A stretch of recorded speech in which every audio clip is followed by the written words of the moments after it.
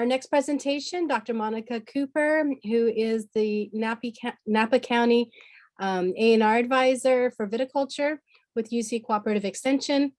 Today, she is going to be talking about boots on the ground, problem solving and diagnosing unusual symptoms in the field. Thank you, Monica. Thanks, Cindy.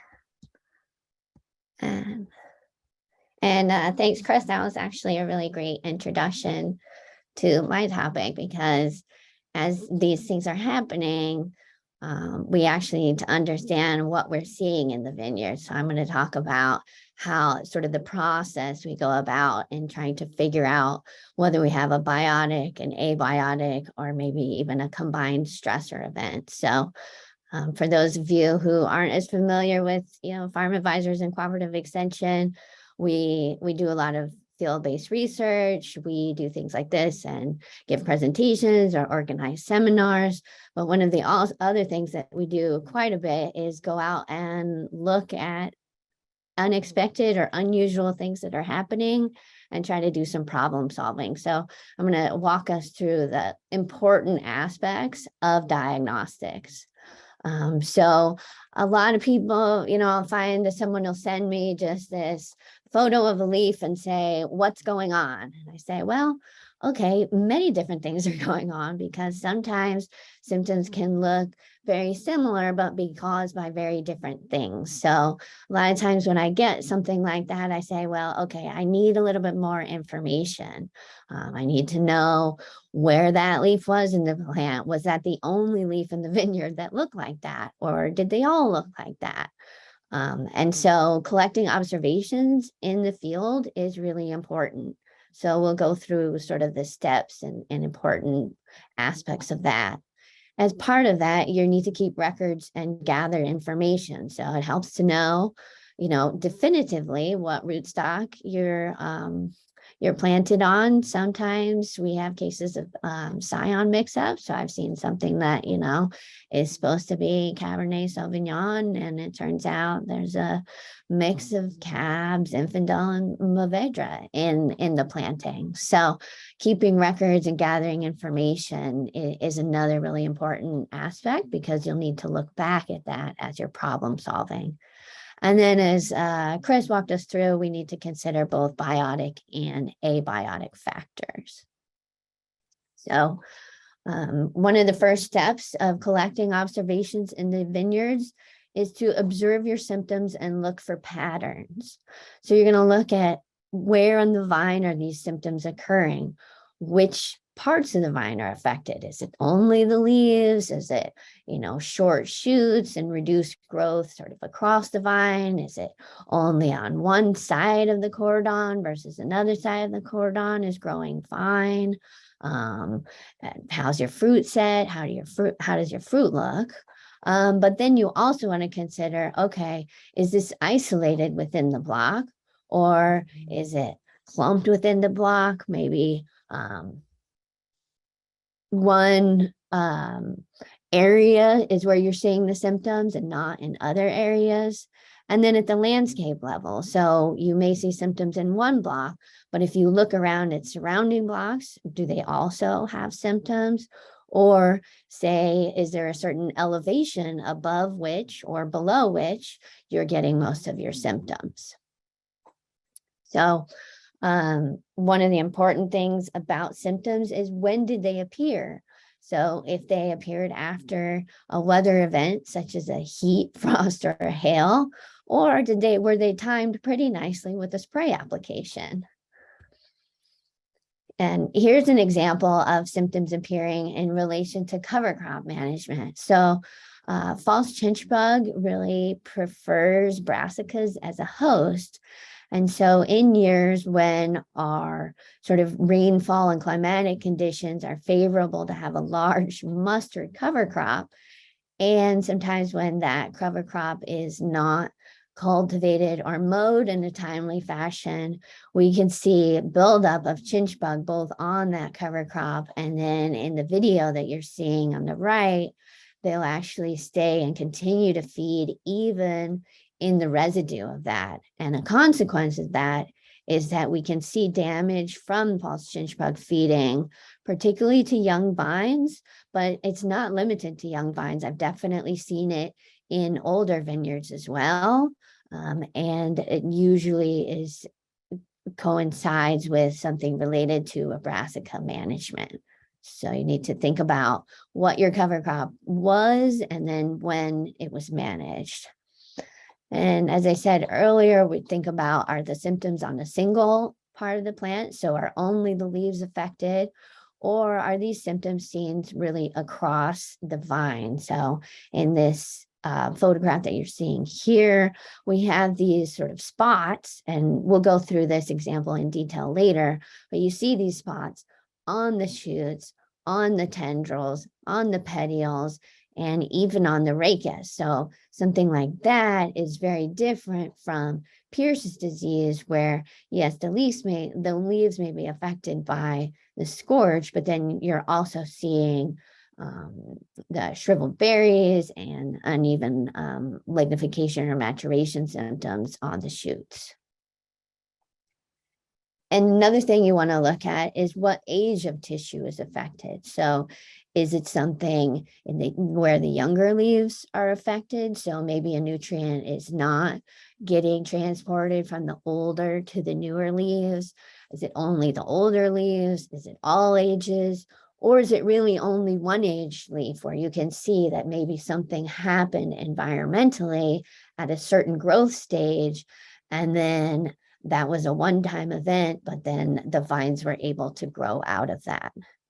Another thing that's really important, and you'll know how important it is because in the back of my vehicle, I have a shovel in there permanently, because when we have poor above ground growth, we need to look below ground as well. So not only do you need to look at sort of the integrity of the graft union, but then also consider whether you might have scion rooting or overall just poor growth of the rootstock related to soil conditions or water availability or some other biotic or abiotic factor.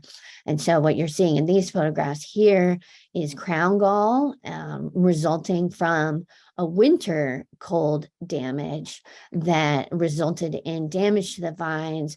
And so then the agrobacterium was initiated in its damage response from its latency. And so what you ended up getting are these galls that are forming. And I've seen after winter damage, galls not only at the graft union, but also all the way up and down the trunk. I have photos of them out onto the cordons as well. So we always want to be inspecting not only a root growth, but also the graft union. And in some cases, I'm saved from shoveling by the fact that we're able to bring a backhoe. So I'm always very grateful for that, particularly when I'm trying to, dig in a carnera soil in the middle of summer. So, okay.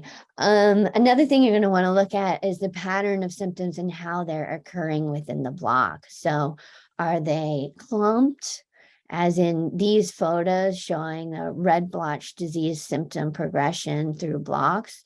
Are they randomly showing up, or is there some relationship to slope or aspect or exposure that we can say, okay, so it's perhaps related to some heat or another type of weather event that may have happened due to exposure? And another great thing to look for is whether the symptoms are limited by row. And in that case, a lot of times the explanation can be related to a pesticide application. So as diligent as we are, at sometimes something that should not be sprayed to the canopy gets put into the tank. So our emeritus weed science advisor will tell you that, yes, he has seen glyphosate applied to a grapevine canopy, not on purpose, but accidents do happen. And so it's really important to look at patterns to say like, okay, well, it ends in this row. That's probably consistent with, one tank's full of spray, and then when the applicator went back, that mistake was not made again. So you need to not only check your pesticide application records, but then have conversation with the applicators and go out and actually look at your pesticide sheds and try to make sure or figure out if something unintended was applied to the canopy, or potentially at a rate that was not intended either. And beyond just looking at the symptoms within your block, sometimes you need to think about throughout the ranch or the neighborhood. So for example, following a severe weather event, the symptoms may not be limited to a single vineyard, but may be shared by neighbors or across a region. And we can learn a lot by talking to our neighbors and seeing how symptoms that we're seeing match what they're seeing. And then also in blocks that do have those symptoms, what are the similarities in those blocks? So are there similarities in exposure, in elevation, in phenology, scion, rootstock, soil, or water status?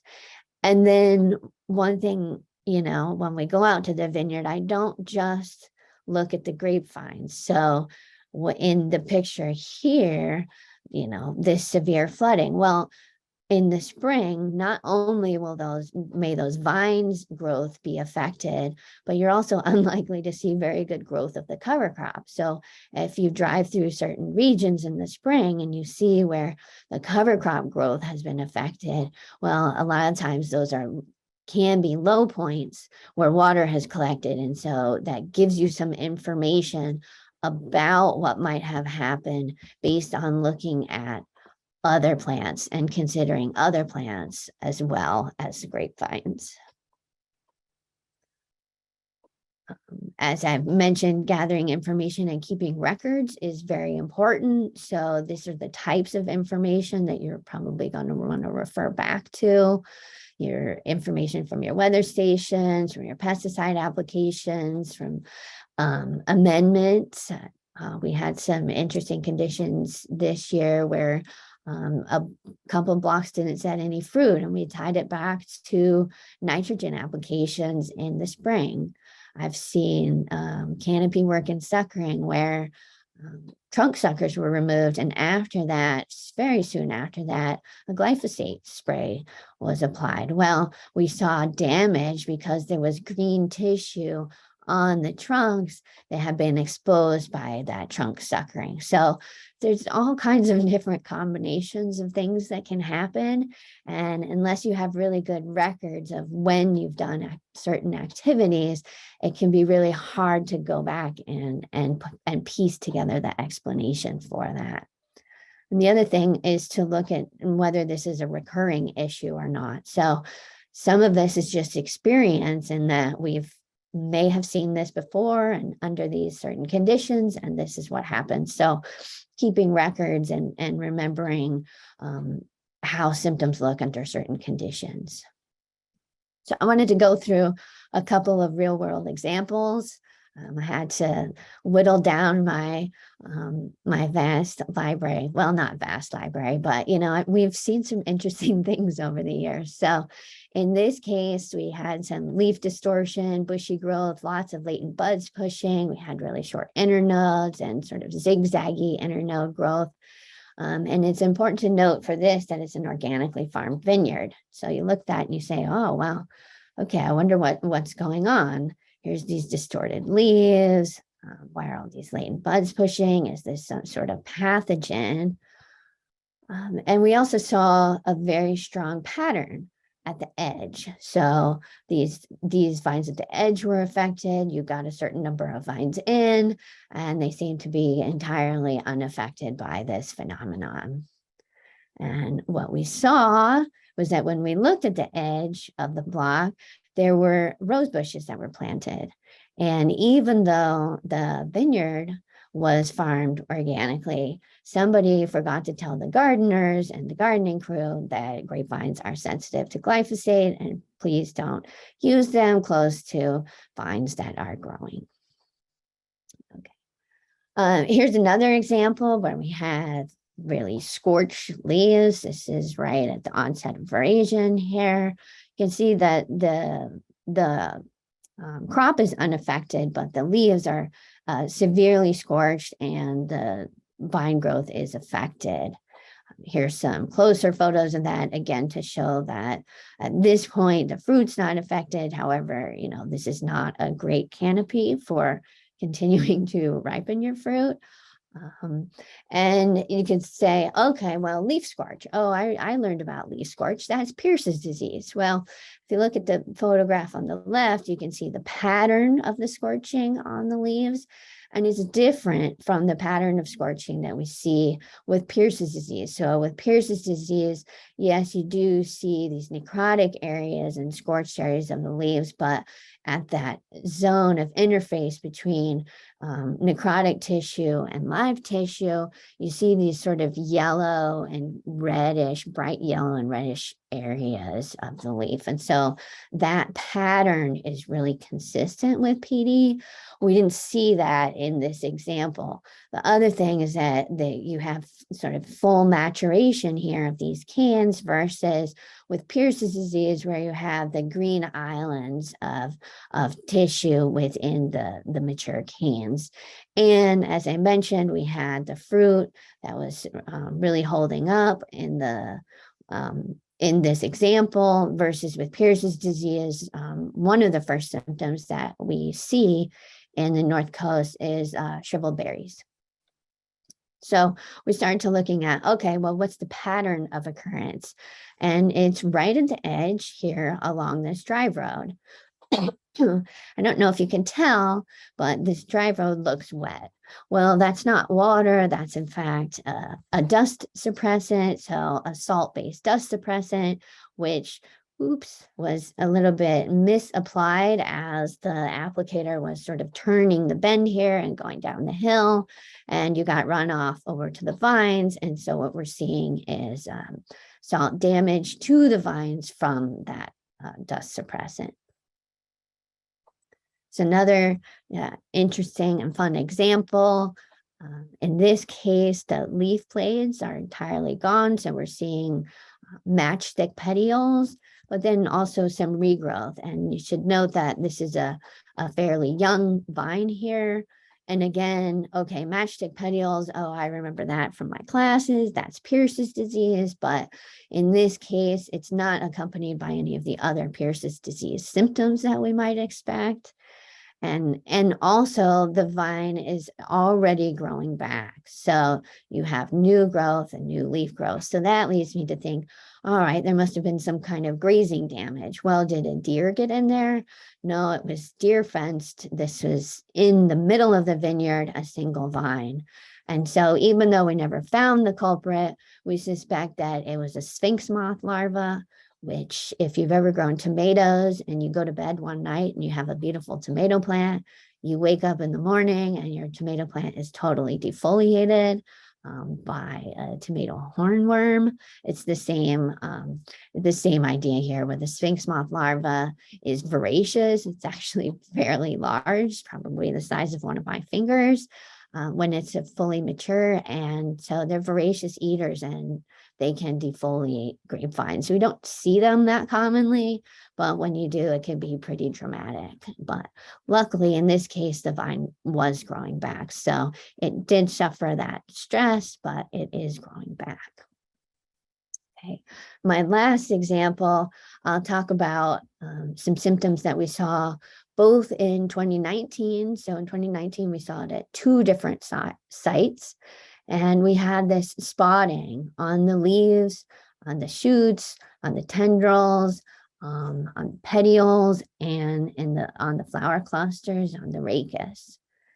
And we didn't necessarily have a great explanation for it when it happened in 2019, but then it happened again this year. And this is when I feel like we got a really strong explanation for it based on the records that we have and the fact that it happened again. So sometimes we have something that we think based on 1 year's worth, but it takes an additional time to really be able to confirm it. So unfortunately, it has to happen to more than one person sometimes before we get a good explanation. And the spotting and this, we thought, oh, well, okay, this is pretty similar to phomopsis, right? You get spotting on the shoots. It's something that you see in the spring. It can follow rainfall in the spring, which we did see in this example. I mean, you can see how wet the vines are in this photograph. And so we thought, okay, well, maybe it's phomopsis, but phomopsis symptoms tend to be, although you do get damage to the shoots, it tends to be at the base of the shoots. And we also, because of that damage, the shoots get really unstable, so they break off really easily. And we weren't seeing any of those types of symptoms in this example. And in fact, we had symptoms in this example all the way up at the shoot tip, as well as at the base of the shoot. And the other thing we look for with phomopsis is evidence of fruiting bodies. So bleach canes and spurs with these fruiting bodies that are then releasing spores. Once the green shoots or the new shoots start growing and we have rainfall, then spores are released from these fruiting bodies and they colonize, and then the pathogen colonizes the green tissue, and then that's when you get damage. So we had pretty much ruled out phomopsis, even though it looked similar. And again, here's some more close-up photos of how we were getting damage also to the rachis and to the tendrils. So by looking at the pattern and distribution throughout the vine, we also looked at the pattern. So it was in one of the vineyards, it was the shady side of the vine that was affected, and the side that got sun and warmed up and dried off earlier in the morning was unaffected. So we looked at our pesticide application records, and we noted that in each case, an oil spray immediately preceded symptom development. And in all cases, we had very high humidity, where this lingering fog all day long, and very cool temperatures. And also the fact this matches up with the fact that we were seeing it on the shady side of the vine. And so I'm looking into the literature a little bit. You start looking that, well, we're very familiar with the fact that oil sprays under hot weather can result in phytotoxicity, but it does turn out that under conditions of wet plant tissue, you can also get phytotoxicity. And that's because the conditions of high relative humidity can inhibit evaporation of your crop oil. And then because it doesn't evaporate, it just stays on the plant, and that's where you get the phytotoxicity. And if you look at how if you look at the spots themselves, they look like a water sensitive paper that you might put out to assess your spray. So I guess this is kind of a way of looking at your spray and how successful your spray application was. You wouldn't want to do that. You just want to look at use water sensitive papers for that. But this is a condition that has happened. And as we get, as Chris was saying, sort of more spring rain, maybe warmer conditions, we have growth earlier in the season, it might be something that could become more common. So I hope this gave you a good introduction to the types of different things that we're looking for and how to go about really kind of being a detective. So it can be intimidating at first because maybe you can't necessarily figure out exactly what's going on, but it's a really great opportunity to really, put your thinking cap on and your observation cap and start looking and problem solving and trying to figure out what might be going on. So with that, I can stop sharing and take any questions. Okay, so Michelle's going to come on and ask you the question that we have in the Q&A currently. Yeah, so you had a photo. The question is that photo the base of, I'm sorry, Yeah. is that photo of the base of the shoot with a black ring of tissue right at the spur? Is it phimosis or is it the mystery problem? No, Yeah, that photo in particular, that's phomopsis. So that was trying to show that when you have phomopsis, you have that damage at the base of the spur. And whereas with the mystery problem, we did not see that type of damage. Okay, is there any other questions for Monica? We'll wait just a couple seconds, see if anything comes through. Anybody got any weird photos to share? Oh gosh, I have some great ones. You show up and you look at all angles of a vine, you're like, okay, so, well, it's not that, it's not that. You start checking off the list. No, okay, another one came through. Was there permanent crop injury from the oil spray? No. Okay. Yeah, and I get some interesting insect ones too, ones that end up on grapevines that you wouldn't expect. I did get a acacia psyllid infesting grapevines, and they're like, what's going on?